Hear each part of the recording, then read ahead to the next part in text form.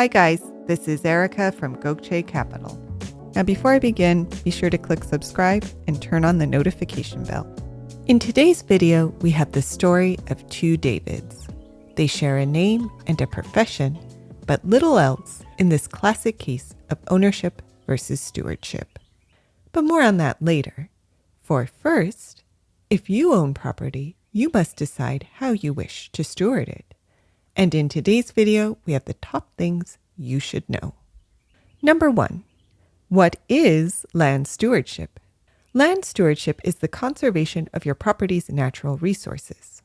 Number 2, what are the building blocks of land stewardship? There are a few basic building blocks that allow you to create healthy ecosystems and ensure they are cared for. These include healthy soil, which is the foundation of all plants, whether they're located in natural communities or on your farm. Clean water and air, which is necessary for all living organisms, including humans.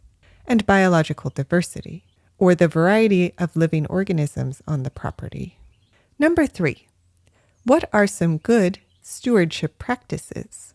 Land stewardship involves maintaining soils, natural vegetation, and water bodies so they're in their healthiest forms. Several practices that help achieve this include rotational grazing or grazing management, planting cover crops in between growing seasons, reducing tillage, establishing vegetative buffers near streams to lessen soil erosion, prescribed burns, regular soil testing, maintaining 10% of your land in its natural state, conservation easements, and the reduction of the consumption of resources. Number 4, what are the benefits of land stewardship? When private landowners perform stewardship, it benefits them and the community overall. This is because properly stewarded land improves water quality both on your property and for the surrounding community, increases the number of game animals and fish, maintains clean waterways that can be used for recreation and fishing, provides open space for hiking and recreation, stores carbon, and, perhaps most important for you as a landowner, increases your soil productivity. And number 5, how do you incorporate good land stewardship into your planning process?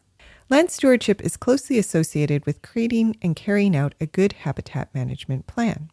To write a good plan, you should first identify the natural resources on site, including native plants, animals, habitats, and waterways. Then try to understand the relationship between these natural features. Also, talk to your neighbors and land experts to aid your own understanding in the land and how it should function. Develop a plan that focuses on maintaining the long-term health of your property. Then implement and monitor your plan. And finally, as you monitor your property, apply changes as soon as you discover a problem. Of course, perhaps one of the most important elements of a successful land stewardship plan is community engagement, which, as often happens in any planning process, can tap into deep-rooted fears.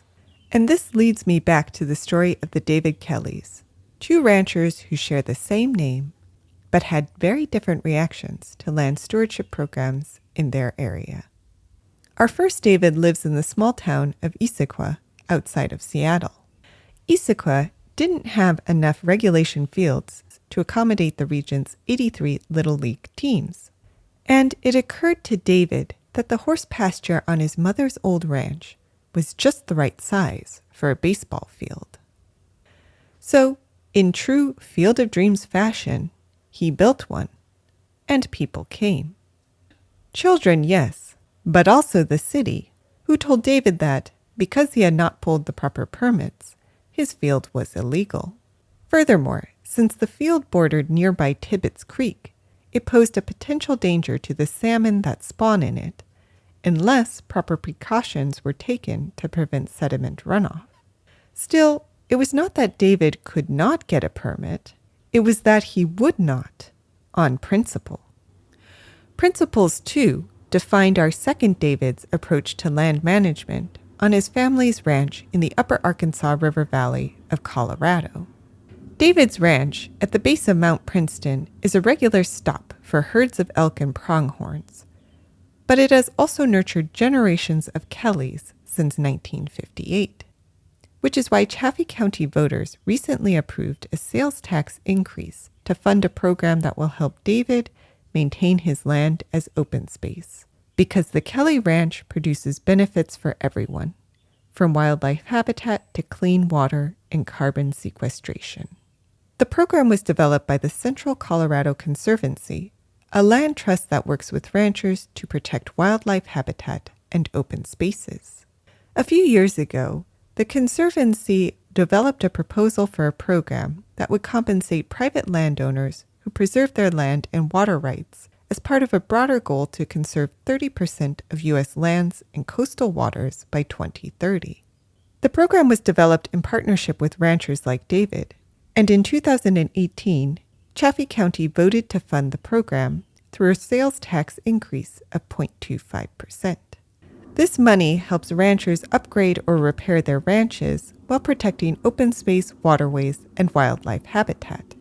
Even better, the program is voluntary. It wasn't the Fed swooping in and saying, you're going to have to do this or that. Now, our first story, or subversion of it, is one we often hear: the small landowner trampled by regulation or government overreach.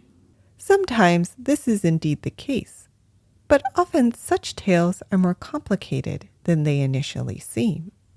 As Bill Conley, the city council member who mediated the dispute between David and the city, said, this is a matter of one individual who didn't like being told what to do, but he has to follow the same rules everyone else does if he's going to live within a society. The story of our second David, however, provides an alternative narrative, one that shows what can be achieved when individuals, voters, communities, and local governments come together to solve a problem. In this case, open space is protected, soil regenerated, and private ranches maintained, all based on a plan developed in a collaborative effort by ranchers and local organizations. So what do you think? Do you have any thoughts about land stewardship in your community? Let us know in the comments. Did you like this video? You're going to love our Gokce Land Due Diligence program. We'll make you a land due diligence expert in just 7 days. Check it out at gokcecapital.com/glad. And while you're at our website, don't forget to explore our $1 down listings at gokcecapital.com/listings. Finally, don't hesitate to reach out. You can email, call, or text, and we will respond as soon as possible. So thank you for listening, and more to come.